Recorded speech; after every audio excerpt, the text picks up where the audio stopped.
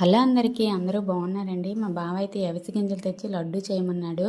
Only అవిసె గింజలతో ఏం లడ్డు చేస్తామని చెప్పి ఇంటి దగ్గర ఉన్న ఈ డ్రై ఫ్రూట్స్ కూడా మిక్స్ చేసి అయితే లడ్డు చేశాను. బాదం, జీడిపప్పు, వాల్నట్స్, కిస్మిస్, ఇంకా ఖర్జూరం. ఫస్ట్ ఇలా బాదం, జీడిపప్పు, వాల్నట్స్ అయితే డ్రై రోస్ట్ చేసుకోవాలి. సిమ్లో పెట్టే చేయాలి. అలా అయితేనే లోపల వరకు ఫ్రై అయ్యి టేస్ట్ అయితే బాగుంటుంది. తర్వాత అవిసె గింజలు కూడా డ్రై రోస్ట్ చేసుకొని తర్వాత ఖర్జూరం కూడా కొంచెం వేడి చేశాను. నెక్స్ట్ అవిసె గింజలు ఈ విధంగా మిక్సీ పట్టుకోవాలి. మరీ మెత్తగా కాకుండా కొంచెం బరకగా చేసుకుంటేనే బాగుంటాయి. తర్వాత ఈ డ్రై ఫ్రూట్స్ కూడా మిక్సీ పట్టి సైడ్కి తీసేసి అందులోనే ఖర్జూరం, కిస్మిస్, 2 ఇలాచీ వేసి ఈ విధంగా మిక్సీ పట్టాలి.